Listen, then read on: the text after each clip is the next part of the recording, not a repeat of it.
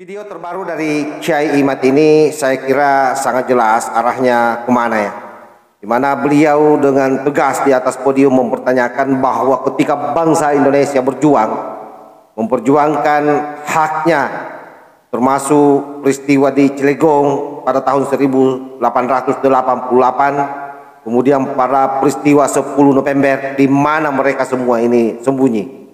Kenapa dalam konteks hari ini mereka justru kemudian selalu tampil ke depan untuk menyuarakan peperangan di saat negara kita sudah aman dan damai. Tentu penyampaian Kiai Imad ini saya kira jelas arahnya kemana. Kita sudah bisa ukur saudara keberanian orang-orang yang hari ini ada di Indonesia. Orang-orang yang hari ini ada di Indonesia, yang berani siapa? Yang berani adalah mereka orang-orang Indonesia yang leluhur mereka ada di Surabaya pada tanggal 10 November 1945. Mereka bilang mereka pemberani. Hei, kamu dan keluargamu ketika 1926 rakyat Banten perang, kamu dan keluargamu ada di mana? Coba yang pura-pura berani itu, yang sok berani, urut dari namamu sampai Ubedillah, ada nggak yang mati di medan perang? Urut. Jangan bawa-bawa Panglima Hunain Sayyidina Ali, jangan bawa-bawa Panglima Karbala Sayyidina Husain. Mereka adalah cucu Rasulullah. Tapi urut dari Ubedillah sampai namamu, ada tidak yang mati di medan perang? Saya berani untuk bertaruh, tidak ada di antara nama itu sampai mereka yang mati di medan perang untuk membela agama Allah.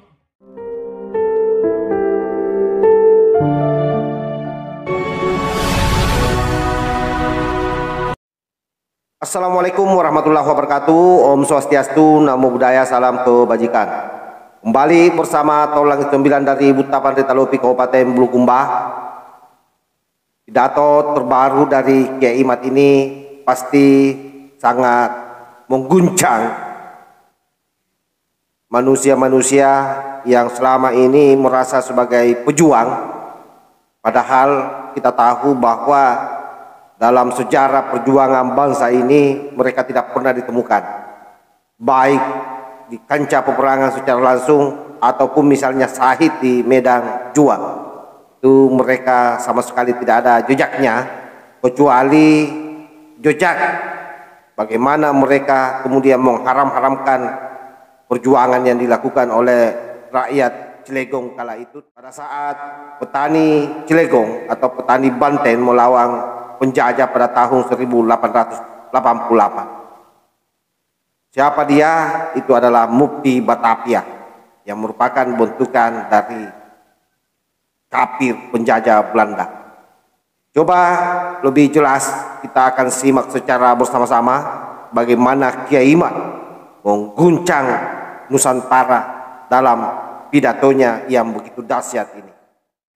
Pemberani itu dia yang megangin pedang di tengah medan perang, bukan dia yang megangin mic di atas mobil komando pada masa damai.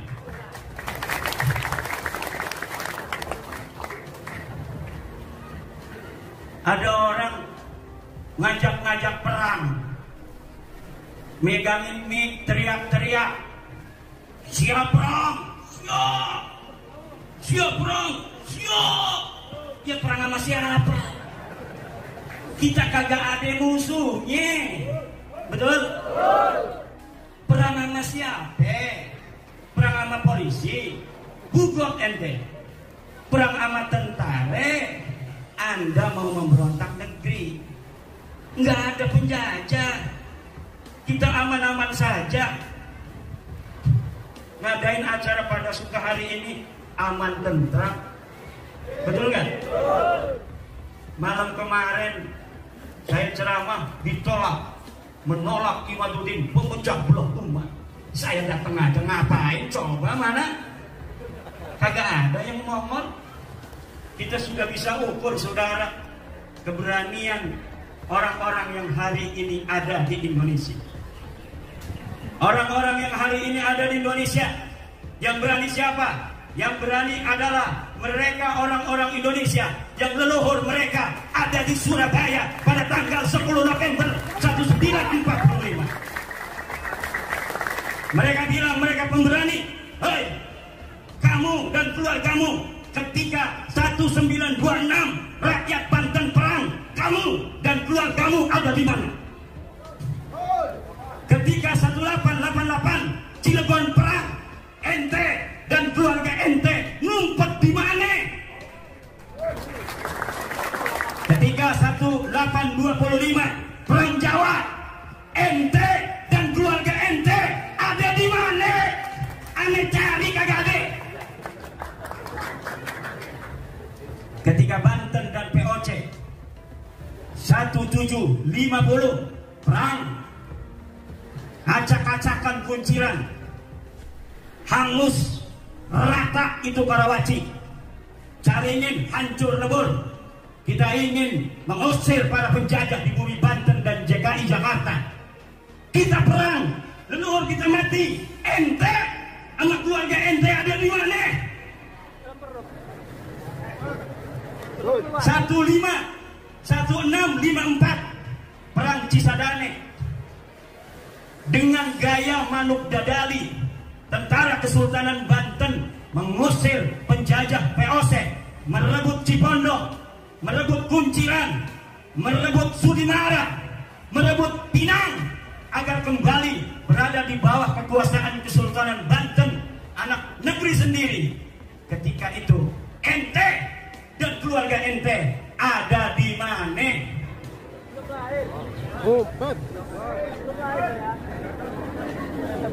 Ketika Sunan Ampel datang ke Banten, pengen ngajarin Islam di orang-orang Banten, kemudian Sunan Ampel kagak diterima orang-orang Banten. Kenapa? Karena dia bukan orang Banten. Sunan Gunung Jati ngejar Sunan Ampel, pengen berguru kepada Sunan Ampel di atas gunung apa namanya yang ada di Banten itu, Gunung Santri. Sunan Ampel di Gunung Santri ngajarin santri. Orang-orang nggak ada yang mau masuk Islam. Sunan Gunung Jati mendengar Sunan Ampel ada di Banten, dia kejar dari Cirebon. Ternyata Sunan Ampel sudah pulang ke Surabaya.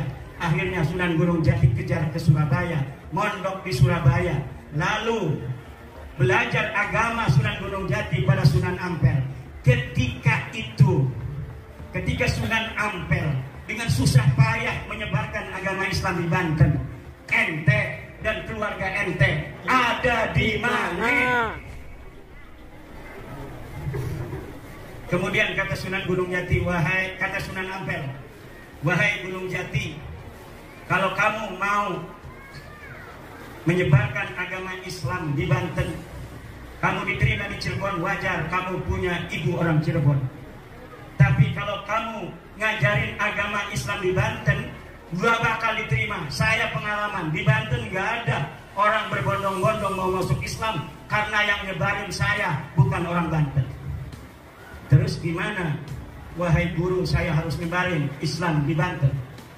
Ente wirid hijib magnobi, cewek cantik orang Banten, ambil jadikan istri. Akhirnya ada cewek cantiknya itu Banten. Ini Bismillahirrahmanirrahim. Akhirnya mau Nyai kaum Banten jadi istri daripada Sunan Gunung Jati. Kemudian lahirnya Maulana Hasanuddin Banten, dan akhirnya Maulana Hasanuddin menyebarkan agama Islam diterima. Li'anna lisanahu lisanu Banten wa adatahu adatu Banten wa hum ya'tarifuna bi annahum kahwa bi annahu kahum.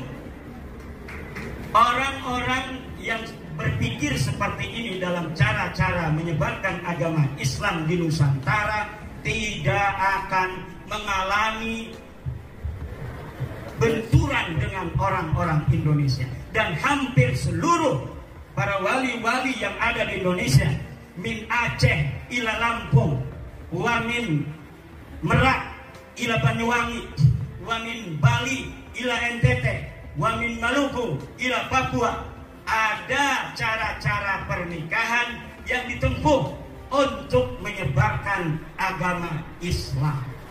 Walaupun tingkat keberhasilan mereka di bumi Indonesia bermacam-macam, tetapi caranya satu, cara tasamuh, toleransi, saling asah, saling asih, menyentuh hati, bukan dengan kekerasan dan perang.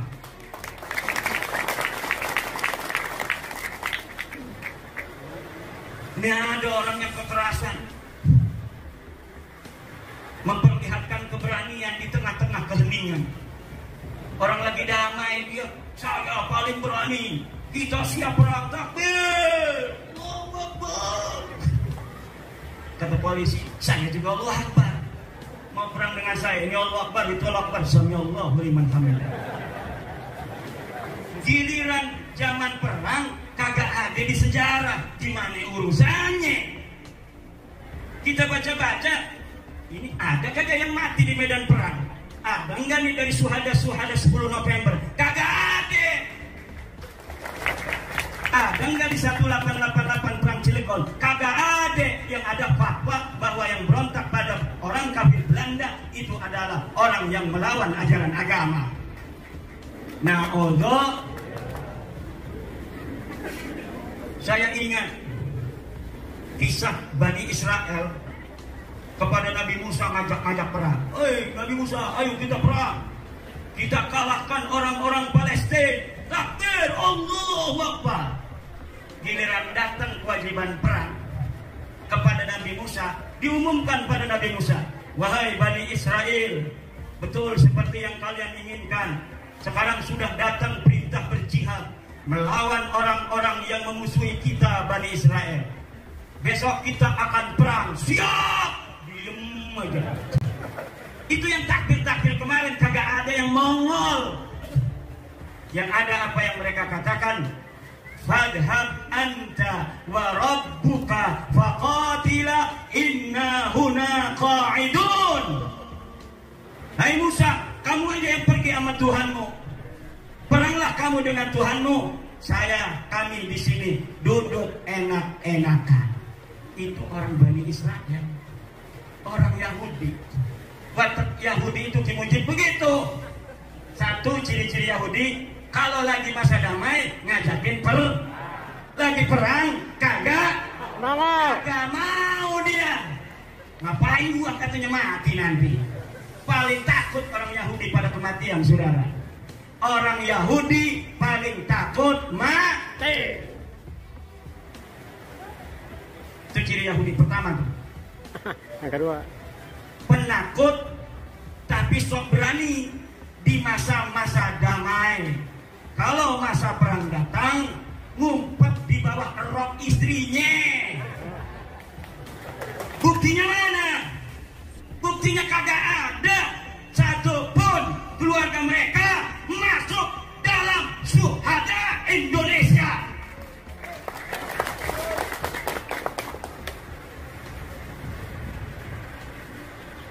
Coba yang pura-pura berani itu, yang sok berani, urut dari namamu sampai Ubedillah, ada nggak yang mati di medan perang?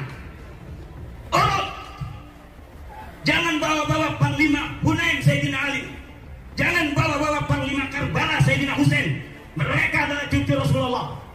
Tapi urut dari Ubedillah sampai namamu, ada tidak yang mati di medan perang? Saya berani untuk bertaruh, tidak ada di antara nama itu